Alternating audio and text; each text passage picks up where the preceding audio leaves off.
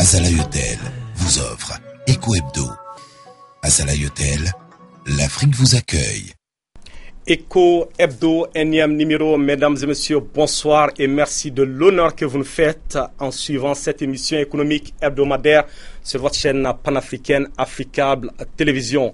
Ce soir, nous recevons monsieur Etienne Fakaba Sissoko, économiste et chargé de cours d'économie à l'université de Bamako. Monsieur Sissoko, bonsoir. Bonsoir.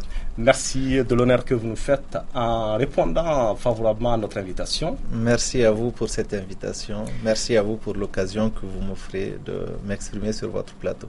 C'est toujours un plaisir, monsieur Sissoko. Alors, vous venez de mettre sur orbite un ouvrage qui s'intitule « Comment sortir du marasme économique ». Tout à fait. En outre, vous venez de recevoir un prix du meilleur professeur d'économie d'un groupe d'école Submanagement.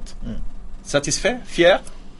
Oui, comme toute récompense, c'est d'abord un honneur pour moi de recevoir ce prix. C'est un honneur que mes étudiants me font, que le groupe Submanagement me fait en me donnant ce prix. Et je ne pense pas l'avoir mérité, mais en toute humilité, je remercie tous ceux-là qui ont travaillé jour et nuit pour que je sois arrivé à ce niveau. Et je suis très fier de ce parcours-là. Comment sortir du marasme économique? Quelle a été votre source d'inspiration et pourquoi le marasme? Aujourd'hui, je pars d'un constat que le Mali sort, ou en tout cas essaie de sortir d'une crise multidimensionnelle. Crise politique, crise économique, crise institutionnelle. Et récemment, il y a eu d'énormes problèmes avec les bailleurs de fonds, avec les partenaires techniques et financiers de façon générale. Donc l'économie était au ralenti. Donc je me suis dit, en absence d'aide extérieure, qui représente 48% de notre budget national, il faut le rappeler, en absence de cette aide-là, comment le Mali peut, à partir de ses ressources propres, générer les fonds nécessaires pour assurer le fonctionnement de l'État. Donc c'est ce qui nous a amené à réfléchir sur les pistes de solutions pour justement permettre à nos autorités d'avoir des idées, d'avoir des arguments pour nous permettre de cette difficulté économique. Et c'est un document que nous avons mis à la disposition de la presse qui est paru il y a quelques jours et qui retrace un peu les grands axes sur lesquels le gouvernement doit travailler si nous voulons véritablement amorcer un processus de développement et sortir de cette crise économique que nous sommes en train de traverser. Alors, docteur Etienne Sissoko, j'ai eu la chance de parcourir votre œuvre. Vous parlez de crédibiliser la gouvernance. Qu'est-ce que vous entendez par crédibiliser la gouvernance? Aujourd'hui, le gouvernement de la République du Mali a mis l'année 2014 sous le sceau de la lutte contre la corruption et de la bonne gouvernance. Or, le constat est que nous sommes face à une situation qui a été créée par des hommes. La corruption pour laquelle nous sommes en train de nous battre n'arrive malheureusement pas à trouver de débouchés. Donc nous nous sommes dit qu'aujourd'hui, ceux-là qui sont responsables de ce chaos-là, c'est-à-dire le gouvernement actuel, a montré toutes ses limites dans la gestion des affaires publiques. Quand vous regardez récemment l'affaire des 29 milliards qui manquent sur le budget d'armement, quand vous regardez à longueur de journée les petites affaires de corruption qui traînent par-ci par-là, les rapports du vérificateur général qui dorment toujours dans les tiroirs, je dis qu'il y a un problème à ce niveau. Et le problème ne peut se résoudre avec les hommes actuellement dans l'exécutif. Donc ce qu'il y a lieu de faire, c'est de changer de visage pour amorcer un nouveau départ. En gros, c'est de revenir à zéro pour nous permettre d'avoir une base saine. Une base saine suppose des hommes nouveaux, suppose ceux-là qui n'ont pas été trempés dans de sales affaires, entre guillemets, ces dernières années, suppose également amorcer un nouveau départ, et ce départ-là ne peut être fait que si nous revisons véritablement l'ensemble de l'arsenal des ressources humaines que nous avons à notre disposition. Mais docteur Etienne, le phénomène de la corruption n'est pas nouveau. Ça date de très longtemps. Pourquoi précisément maintenant? Ne pensez-vous pas qu'il y a lieu d'aller, de faire un retour, voir un peu ce qui a marché dans la lutte contre la corruption? Il y a d'abord, cet état de lieu a été fait. Parce que vous avez suivi récemment qu'il y a une nouvelle loi qui a été votée contre l'enrichissement illicite, qui a pris base sur cette évaluation justement de la corruption dans notre pays. Donc on suppose qu'il y a eu un état des lieux et c'est en fonction de cet état de lieu que de nouvelles dispositions ont été prises. Maintenant, pour l'application de ces nouvelles dispositions, il faut des hommes pour le faire. Et ces hommes-là ne doivent pas être ceux-là qui sont indexés dans ces textes-là. C'est ça qui pose problème. Parce que vous ne pouvez pas déclarer une année comme année de lutte contre la corruption, prendre des gens qui sont cités dans certaines affaires et charger ces mêmes personnes de gérer ces dossiers-là. C'est pas possible. Donc je dis que le problème se situe à ce niveau, qu'il faut au-delà des slogans de lutte contre la corruption, qu'il faut mettre en place un dispositif efficace. Et ce dispositif part de la sensibilisation à la répression. Malheureusement, c'est cette partie de la répression contre la corruption qui fait malheureusement défaut. Donc, une chose est de voter les textes contre l'enrichissement illicite et contre la corruption. Une autre chose est de pouvoir véritablement appliquer ces textes-là pour nous permettre de gérer efficacement et de façon rationnelle le denier public. Docteur Etienne, le gouvernement sévit quand même. Le gouvernement est là. Il faut le reconnaître. Oui, mais comment voulez-vous que le gouvernement travaille comment voulez-vous que ce gouvernement soit crédible si les membres de ce gouvernement-là sont cités dans certaines affaires? Quand vous prenez le dernier rapport du vérificateur général, la plupart des mentions qui sont faites, la plupart des détournements qui sont dénoncés dans ces rapports-là, ou qui sont mis en tout cas en évidence dans ces rapports-là, prennent leur source dans le budget de l'État. Donc, de la main de ceux-là qui sont dans l'exécutif. Donc, s'il y a quelque chose à revoir, encore une fois de plus, c'est à ce niveau-là. Donc, encore une fois, crédibiliser le gouvernement, c'est cela. C'est arriver à faire en sorte que ceux-là qui n'ont d'autre choix que de voler le denier public, qui n'ont d'autre slogan que de voler le denier public, soient véritablement mis à l'épreuve, qui sachent aujourd'hui que ce temps qui a coïncidé avec les 10 dernières années, ou les 20 dernières années, si vous voulez, de l'ère démocratique, que ce temps de corruption est véritablement terminé. C'est ce message-là qu'il faut lancer. Et ce message-là doit être lancé par le gouvernement. Et il faudrait d'abord que le gouvernement donne l'exemple. Et c'est cet exemple-là que le peuple malien attend et qui malheureusement a du mal à venir. Mais docteur Etienne, il y a une mission du FMI qui séjournait au Mali. Nous voyons que les choses se passent convenablement. Il y aura bientôt une reprise quand même. Oui, une reprise sur la base de quoi? D'abord, il y a deux enseignements que moi je tire de cette mission. Il y a d'abord il y a une carence de nos textes qui a été mise en évidence avec le fameux article 8 du Code des marchés publics, qui a permis justement de passer ces marchés dans des conditions extrêmement douteuses. Donc, cette mission nous a permis de reviser, entre guillemets, cet article-là. Et deuxième chose, ça c'est au niveau de notre... de la façon dont nous sommes accrochés à cette aide, de la façon dont notre économie est dépendante, quasi dépendante de cette aide-là. Vous avez vu, si ça avait continué 2 mois plus tard, on allait se trouver dans une situation catastrophique. Donc, ça nous donne le message que nous avons la possibilité aujourd'hui de chercher d'autres alternatives. Chercher d'autres alternatives revient justement à reviser les différents axes que j'ai cités dans mon article. Pensez-vous réellement que le Mali peut se passer de l'appui budgétaire de ces institutions-là? D'abord, il ne s'agit pas de se passer de l'appui budgétaire. Il s'agit de minimiser l'impact de l'appui budgétaire dans notre économie. Parce que les potentialités, l'immense potentialité que nous avons dans notre économie, que ce soit dans le secteur agricole, que ce soit dans le secteur minier, que ce soit même dans le secteur du commerce, ces potentialités ne sont pas revisitées à fond.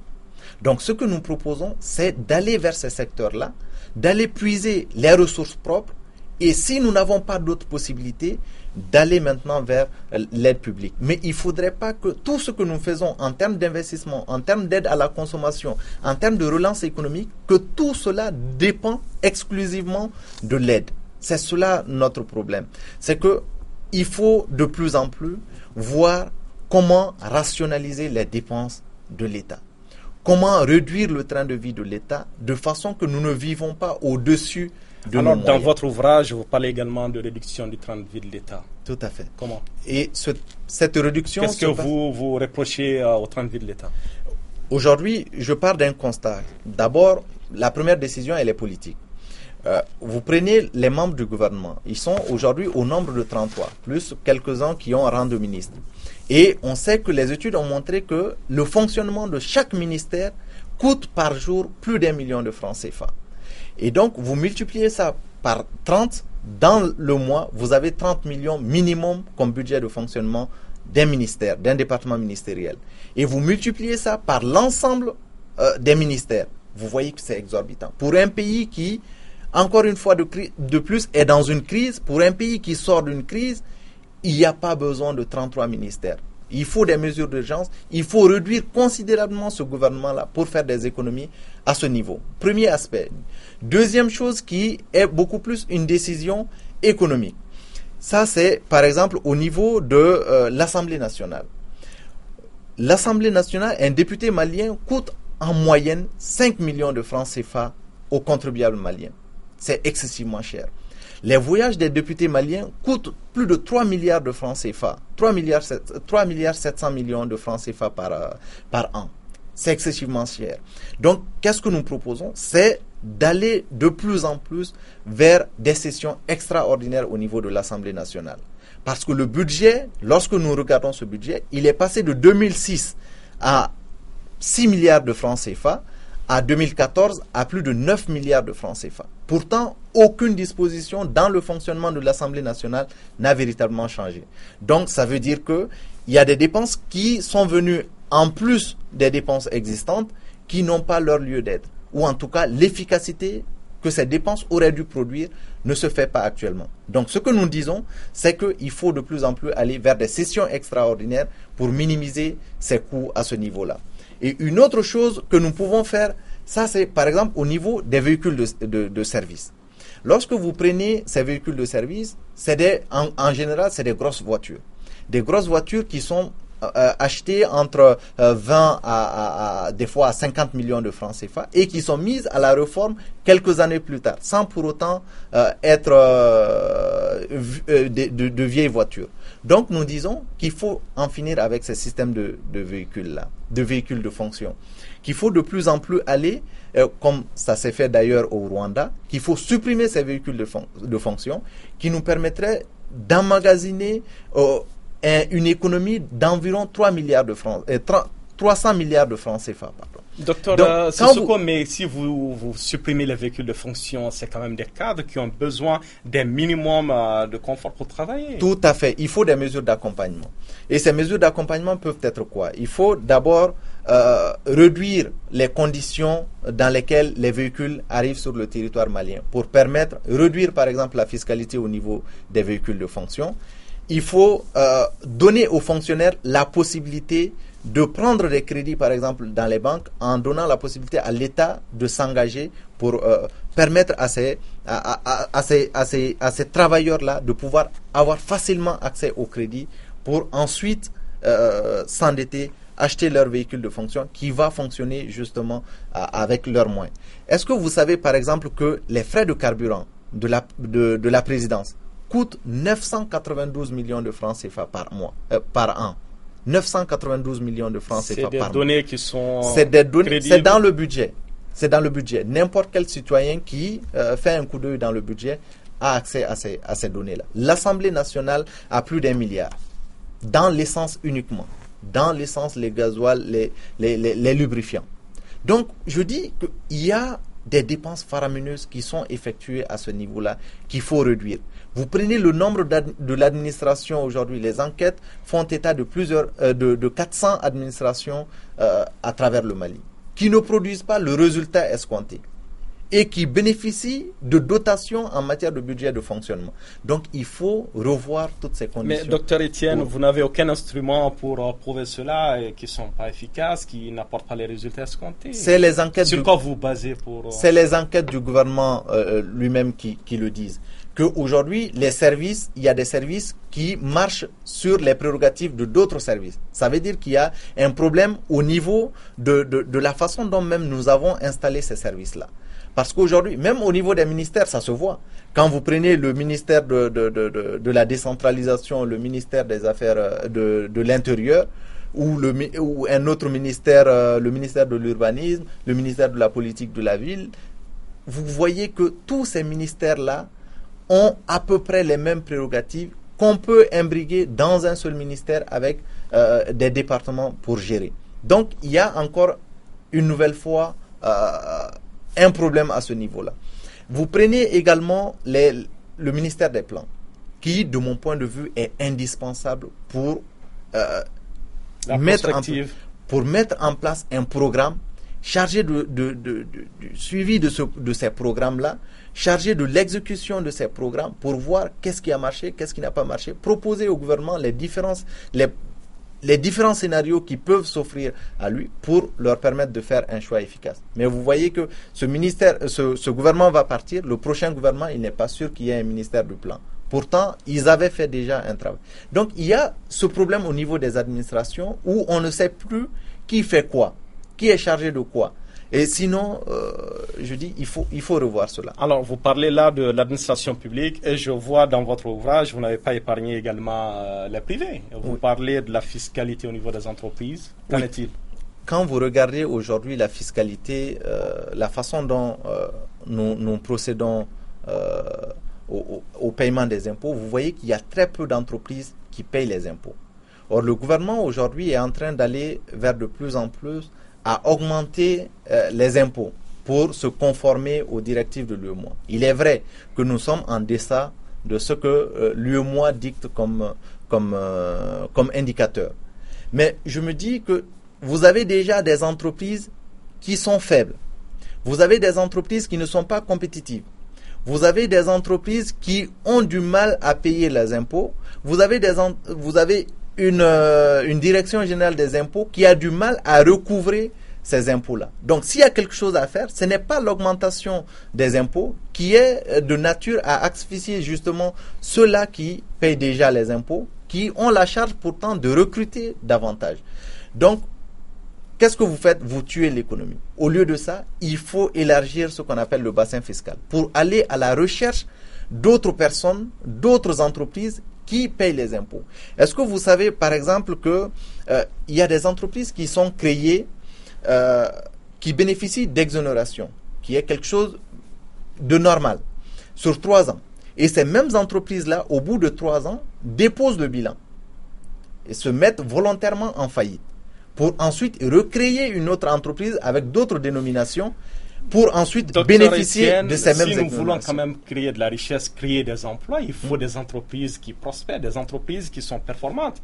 Ne pensez-vous pas qu'il y a lieu vraiment d'apporter des appuis, je parle du gouvernement, qu'on apporte des appuis aux patrons pour que les entreprises puissent vraiment résister à la tempête? Et c'est ce que je propose justement, qu'il ne faut pas alourdir déjà les impôts qui pèsent sur ces entreprises-là. Il faut bien au contraire alléger et diversifier les sources d'impôts. Il faut aussi voir dans quelle mesure nous pouvons attirer les investisseurs étrangers. Vous savez, les investisseurs étrangers viennent simplement lorsqu'ils sont rassurés. Or, nous sommes déjà dans une situation sécuritaire excessivement difficile, qui n'est pas de nature à rassurer les investisseurs pour qu'ils viennent. Et nous sommes également dans une situation où les conditions qui doivent être réunies en termes de gouvernance pour attirer justement ces investisseurs, nous ne remplissons pas ces conditions-là. Donc c'est ce qu'il faut revoir pour rendre le climat des affaires beaucoup plus convivial pour ces investisseurs-là et les amener à investir chez nous. Je vois également que vous parlez de création d'une banque publique d'investissement. Oui, le gouvernement aujourd'hui, le président Ibeka dans ses mots de campagne, il a repris même récemment dans un de ses discours, se fixe comme objectif de créer 200 000 emplois à la fin de son quinquennat.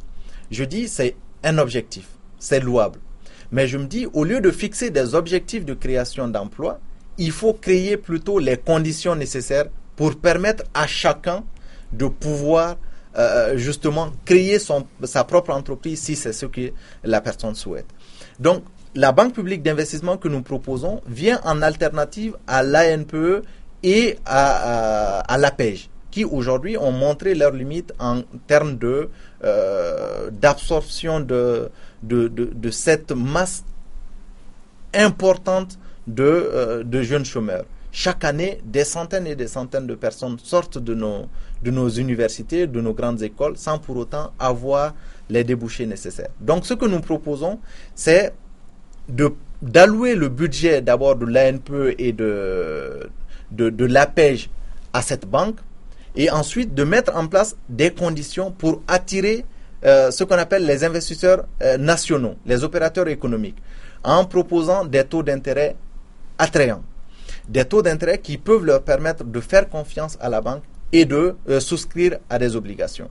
Ça, c'est un premier aspect. Un autre aspect, les fonds récoltés ne seront ne seront mis à la disposition que de ceux-là qui recherchent de l'emploi, que de ceux-là qui ont envie de monter leurs propres affaires, de créer leur propre entreprise. Mais vous allez me dire encore une fois que il y a déjà beaucoup de banques qui ont attribué des fonds à des jeunes entrepreneurs et que finalement ça n'a pas marché.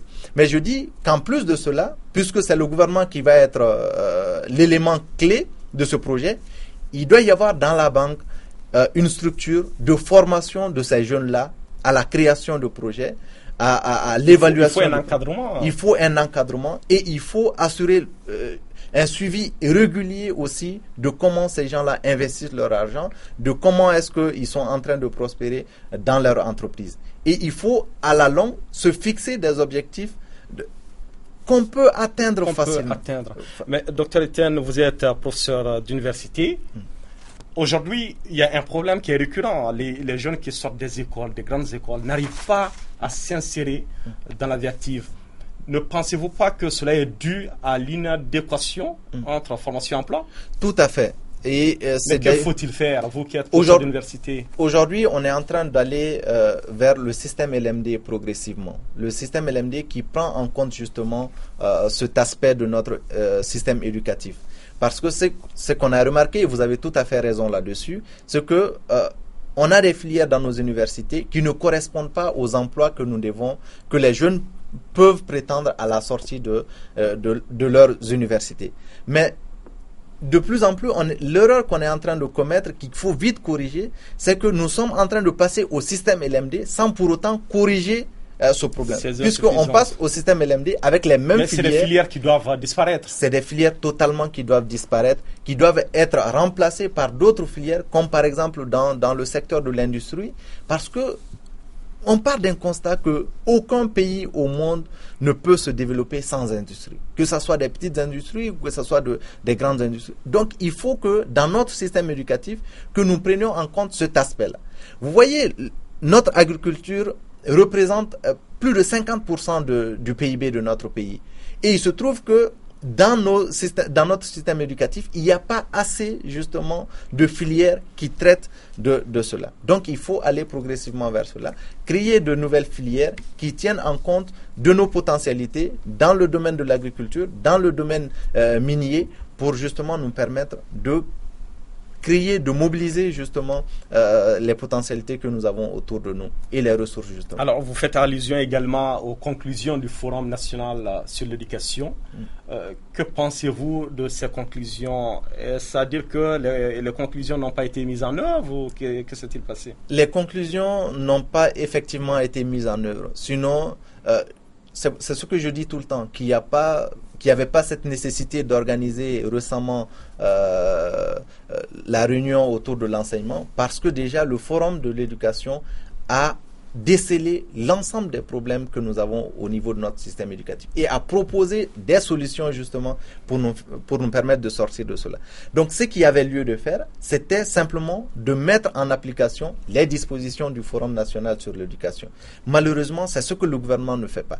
Et j'ai du mal à comprendre justement comment est-ce que nous pouvons rendre notre école compétitive à l'image des autres écoles de la sous-région, sans pour autant revenir à ce forum, aux conclusions de ce forum, et véritablement les mettre en application qui pourra soulager et les professeurs et justement les élèves et étudiants. À mon avis, c'est une question de bon sens.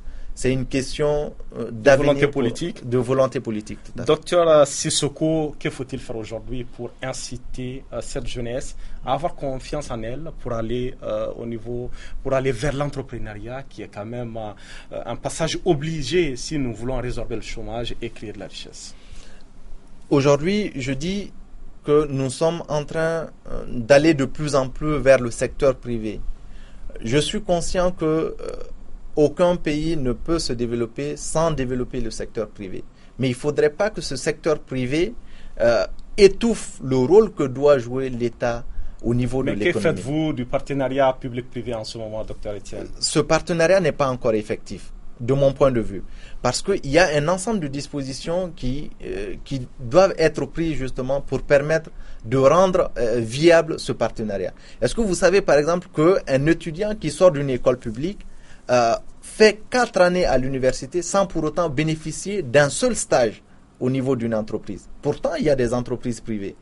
Vous allez me parler certainement du nombre d'étudiants, mais ce partenariat doit se voir à travers les stages d'abord d'imprégnation qu'on accorde aux étudiants et aussi de la politique de ces entreprises-là à recruter les produits qui sortent de nos universités. Donc, il y a beaucoup de chemin à faire au niveau de ce partenariat. Mais ce que l'État peut faire par contre, c'est de mettre en place un ensemble de dispositifs qui rend un tout petit peu fluide le climat économique du pays. Et cela passe obligatoirement par la lutte contre la corruption, par inculquer aux gens la culture de la bonne gouvernance et en assurant la formation effective de nos élèves et étudiants. Parce que vous savez, quand vous sortez d'une école et que vous n'êtes pas bien formé, ça pose problème. Vous êtes tenté de passer par des raccourcis pour assurer votre devenir. Et si on a des produits mal formés, il n'y a pas question qu'on donne une manne financière à ces gens-là parce qu'ils n'auront pas la capacité de gérer justement l'argent qu'on mettra à la disposition pour créer leur entreprise. Donc, il faut revenir à la formation. D'abord, assurer une bonne formation de nos cadres et ensuite les orienter vers les secteurs prometteurs. Mais il faut déjà qu'il y ait une politique pour promouvoir ces secteurs prometteurs, pour promouvoir l'agriculture, pour promouvoir le secteur minier, pour promouvoir un tout petit peu la culture d'entreprise. C'est ce qui manque. Et cela ne peut être inculqué qu'à l'école et aussi par la volonté de l'État à faire de ce secteur-là un poids de développement. Docteur Sissoko, l'État fait énormément. Nous voyons même des campagnes de sensibilisation qui sensibilisent les jeunes pour qu'ils aillent vers les filières vraiment qui sont d'actualité, notamment l'agriculture et tout. Ne pensez-vous pas qu'aujourd'hui il faut un système de coaching parce que tout revient à la base? Qu'on puisse pas dire qu'il faut que Mamadou soit dans un bureau, qu'il soit inspecteur de douane, et ainsi de suite. Mais il y a une part de responsabilité des parents également, docteur. Il y a d'abord, ce que vous dites est juste, c'est qu'il y a beaucoup de campagnes autour. Mais comment voulez-vous que quelqu'un qui a passé tout son cursus sur le droit, a étudié le droit, vous lui dites, je mets à ta disposition 1 hectare pour cultiver. Comment voulez-vous que ce dernier puisse effectivement pouvoir créer cela? Il ne peut pas, parce qu'il n'a pas reçu la formation de base pour être agriculteur. Donc, ce qu'il faut, c'est encore revenir à ce système LMD, qui est une porte de sortie pour nous, de diversifier les filières, rendre homogènes ces filières, de façon à faire en sorte que ces filières soient conformes au marché de l'emploi. Et c'est ce qu'il faut faire. Malheureusement, l'application du système LMD passe énormément à côté de cet aspect-là. Docteur Etienne Fakaba Sissoko, merci. Merci à vous. Je rappelle à nos téléspectateurs que vous êtes auteur d'un ouvrage intitulé « Comment sortir du marasme économique » et vous êtes également chargé de cours d'économie à l'université de Bamako. Monsieur Etienne Fakaba Sissoko, encore une fois, merci.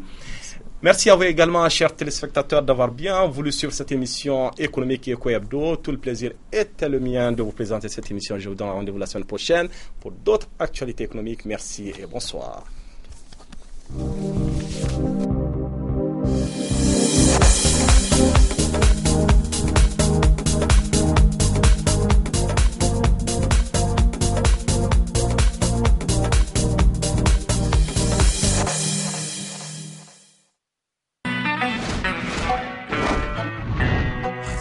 Azalaï Hôtel vous a offert Eco-Hebdo. Azalaï Hôtel, l'Afrique vous accueille.